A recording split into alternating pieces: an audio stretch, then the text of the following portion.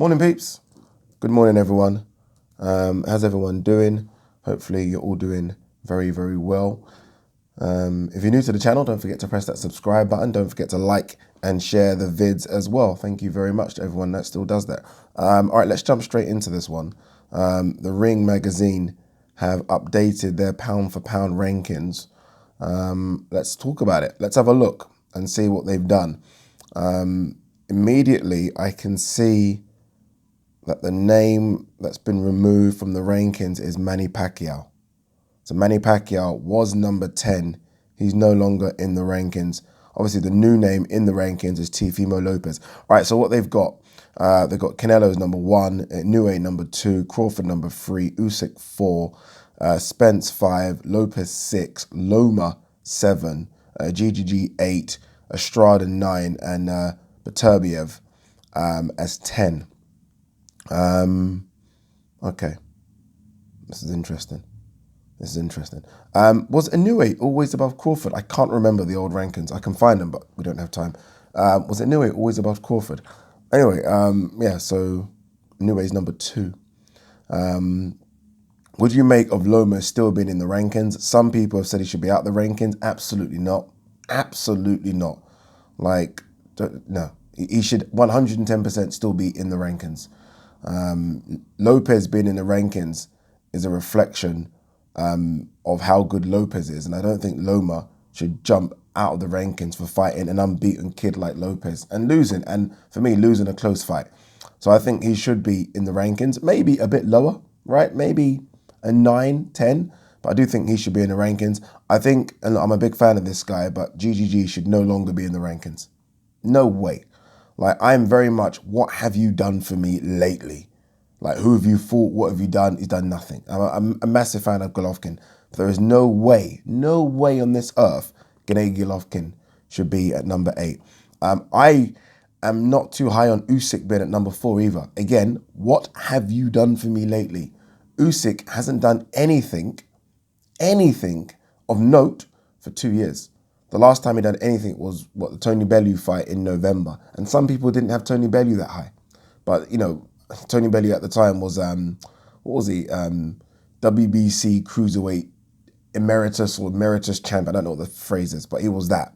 So he brought something to the table. Plus, he was coming off those wins against David Haye. So you've got to give him some props, even though those wins were at heavyweight. I know he had to kill himself to make cruiser again. But Usyk should not be anywhere near number 4. Nowhere near it. Shit, I just dripped. Sorry, I just paused some shit. That was always going to happen, wasn't it? Canelo at number 1 makes sense. Crawford at number 3 is interesting, you know. Massive Crawford fan. I think you guys know I am. I love Terence Crawford, but, I mean, that record is sketchy as hell. That record is sketchy as hell. And it doesn't get any better by fighting Kell Brook. No way. I mean, his last 3 fights have been Kavialaskas, Amir Khan, and Benavidez, adding Kell Brook into that. So his last 4, Kell Brook, Amir Khan, Kavialaskas, and Benavidez. Pound for pound number 3. Sketchy. Very, very sketchy. He's there because he's a freeweight world champion. That's it. Not because of what have you done for me lately. Errol at number 5. Yeah, I think Errol is probably going to climb. If Errol beats Danny Garcia, I could see Errol going into the top 4. Because Errol's win over Danny is going to be bigger than Usyk's win over Chisora. I think Usyk will beat Chisora. So Usyk, yeah. So I think Errol will climb. Teofimo going to number 6. Again, it's because of Loma, right? Loma was number 2 or 3. He's beaten that guy.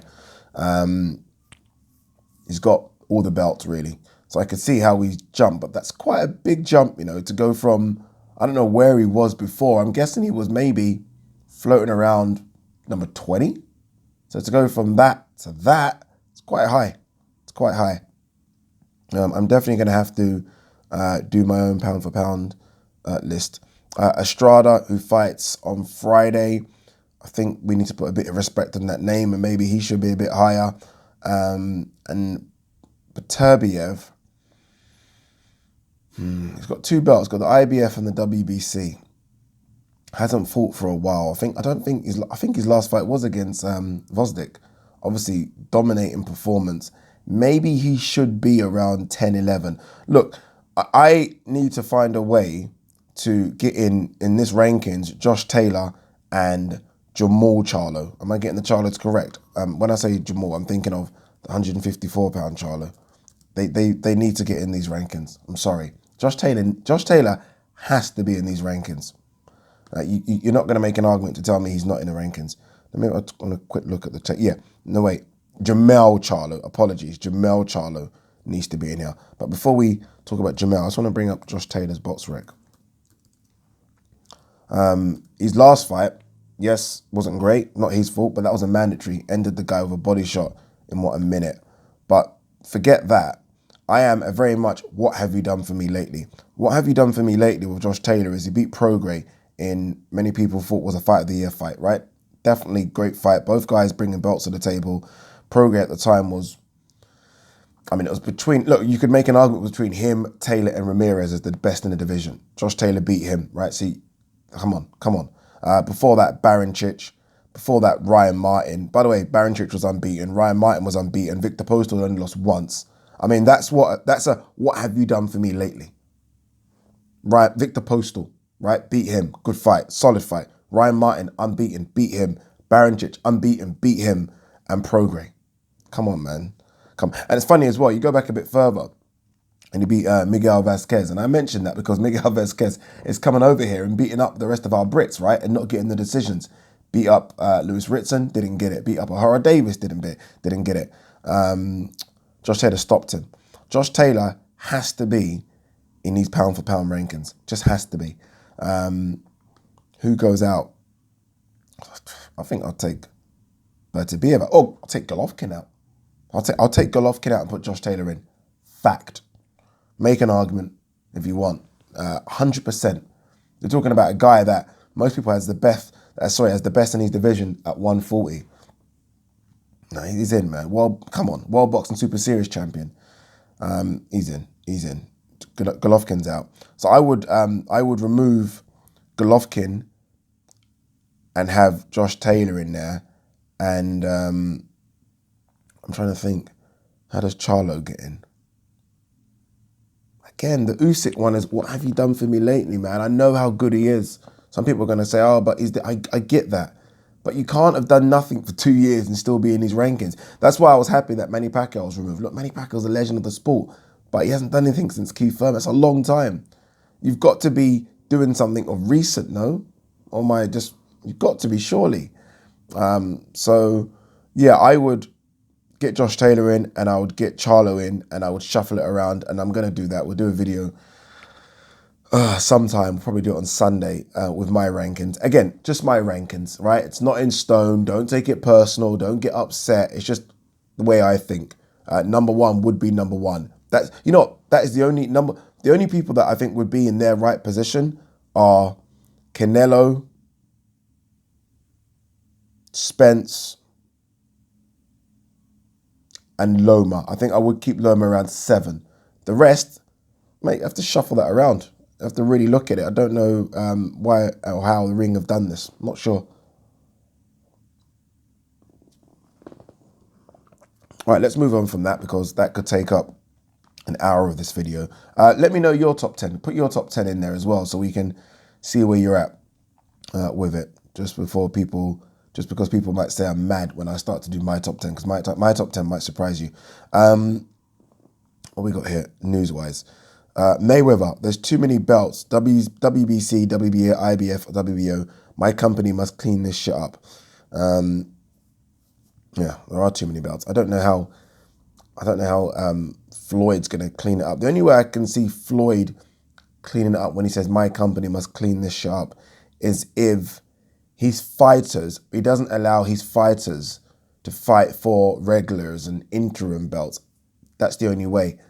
Let's see if he's a man of his word, because I saw the video where he's upset about this and he starts talking about sanction and fees and blah, blah, blah. We know now that if a fighter does get an interim belt, they are closer to fighting for a world title. It's an easier route, right? You fight for them. It's an easier route. That's why a lot of these fighters do it. Look, there are too many belts anyway. When you think of those 4, then you add in the IBO, which is obviously his status has risen, and the Ring magazine, there are far too many belts. The fact is now, there are those belts, and then there are belts underneath those belts. And it's just stupid. And then there are belts above those belts. And what I mean by that is belts like franchise and diamond. You know what I mean? It's just ridiculous. Ridiculous. But I don't know. It's either these fighters start refusing to fight for regulars, interims, and diamonds, and just don't accept it, and then eventually they start to go away. But I don't see how fighters won't accept it. I don't. Fighters' monies go up. TV likes it when there's a belt on the line. I know that for a fact. And then again, your money goes up a little bit. It's far too late now, but we're far too ingrained, or these belts are far too ingrained in the system for them to ever disappear. It's just not going to happen. In fact, I see there being more. See that, I don't know if there's way more, by the way. Like, obviously we just think of these ones. Like, I was covering boxing in Africa where there is so many belts, like WBF, UBO. Like there's thousands. There's thousands out there. So yeah, they're never gonna go away. Never. In fact, there's gonna be more, way more.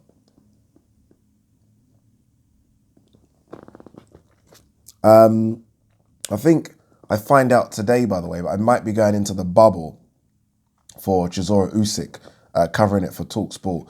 I find out today if I'm going in. If I do go in the bubble, I'm going in on Tuesday. I think Tuesday. So I'll be doing videos from there, which would be nice. I will definitely be doing some interviews as well with some of the fighters that are there. So that'll be fun to go into the bubble and watch that fight up close and personal. Found that out yesterday. I was asked if I would like to do it because obviously it means you're away from your house for a week. I was like, hell yeah, fucking take me out of this house, please. What else we got here? Julio Cesar Chavez versus Nicholas Massaroni in play for November 21st. We'll move on from that.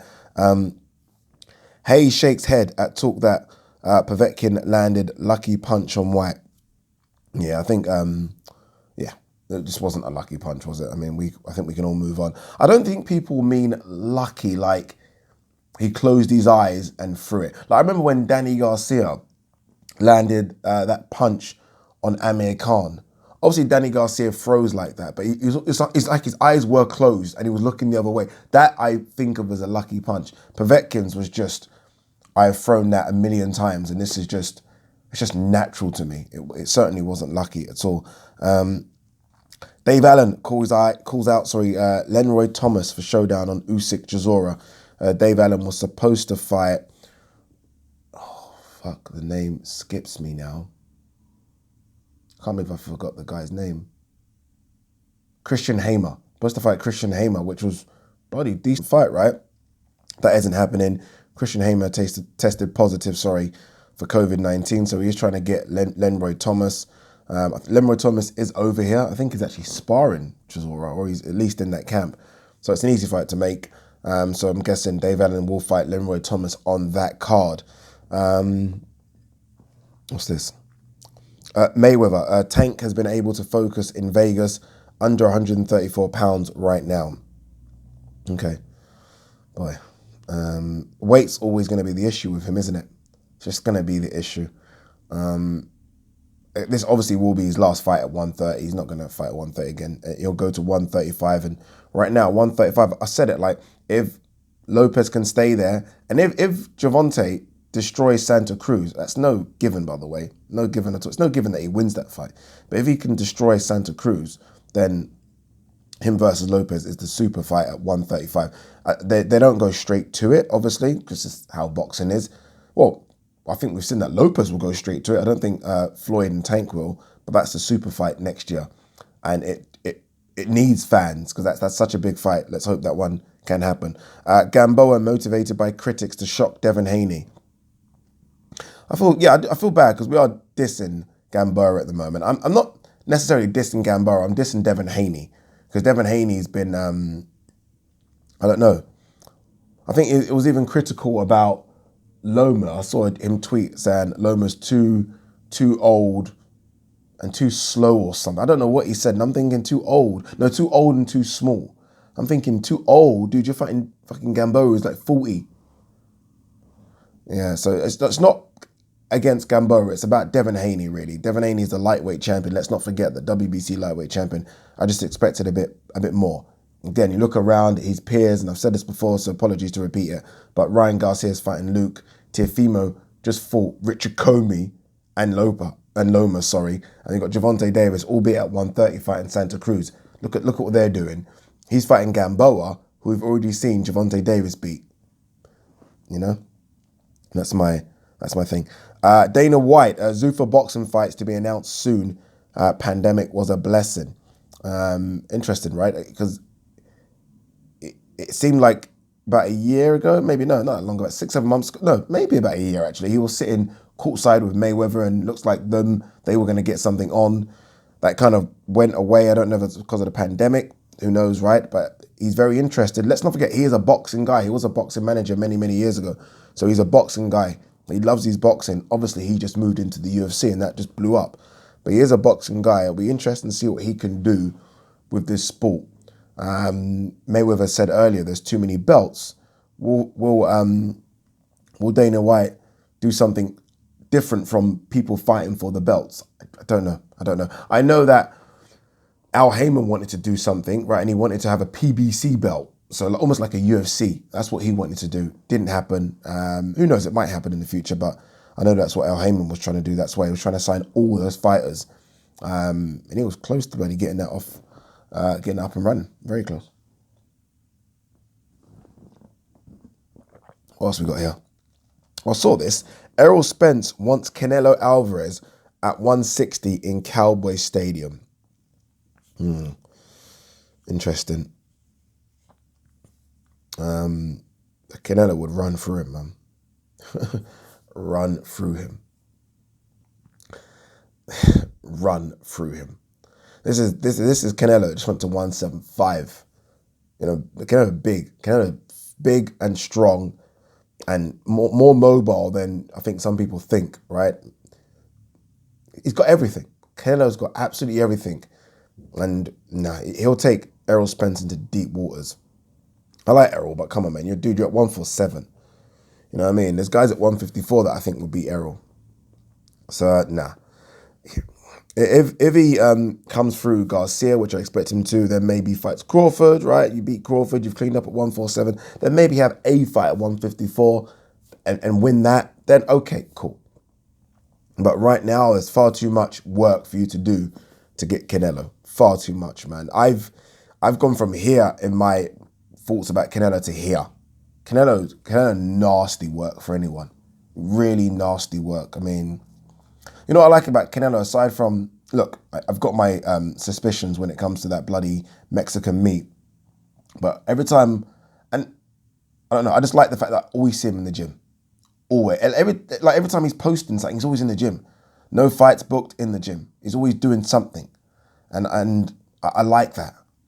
It's like he's not sitting on the fact that this guy's worth hundreds and hundreds of millions, and he's basically made it. Canelo's a Hall of Fame boxer. He's done it. He's ticked all the boxes. He will be a 4-weight world champion. He kind of already is, although he doesn't have a legit belt at 168. But he's still hungry as ever.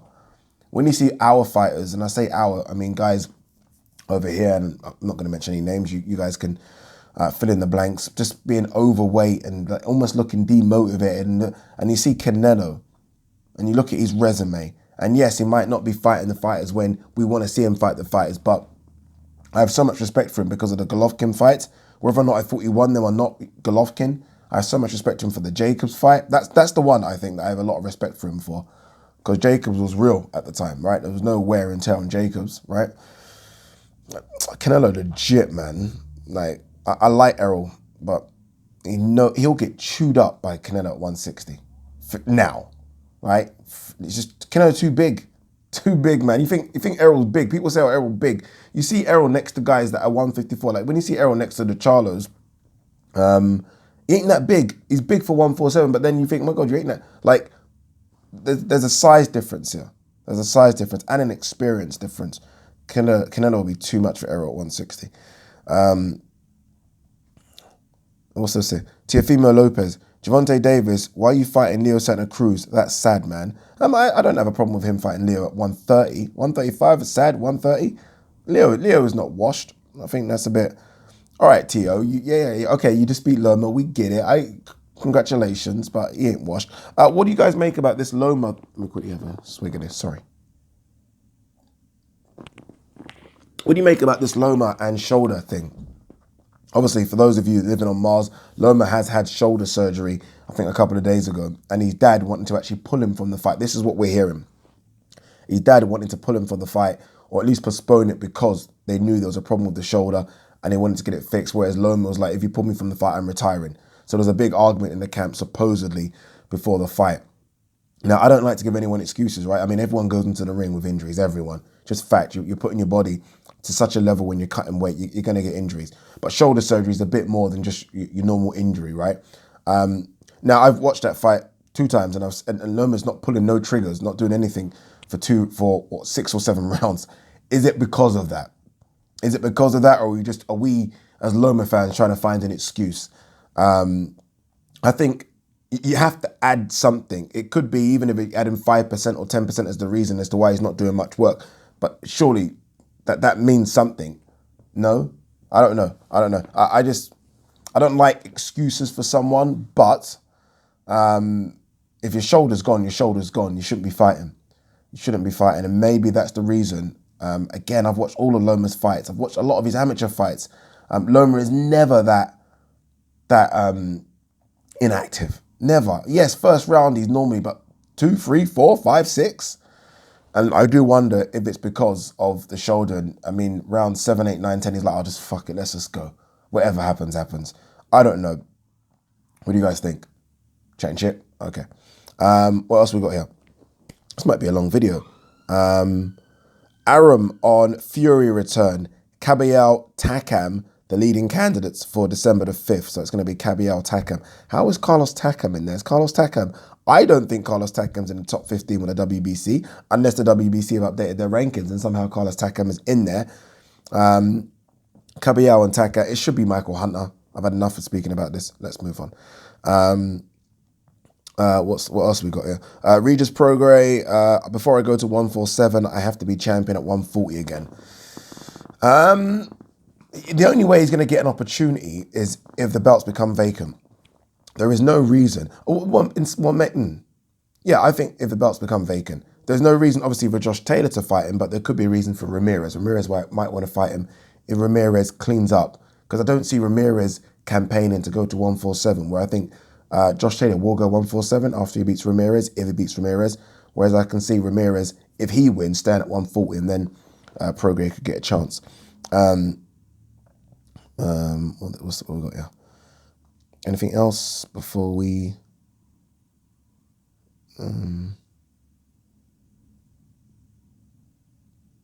I saw something about Gassiev being sued by his promoters. Marek Gassiev sued by Warriors and Ural for breach of contract. Because you sue him for not having a fight in 2 years. You should sue him for. What else have we got here?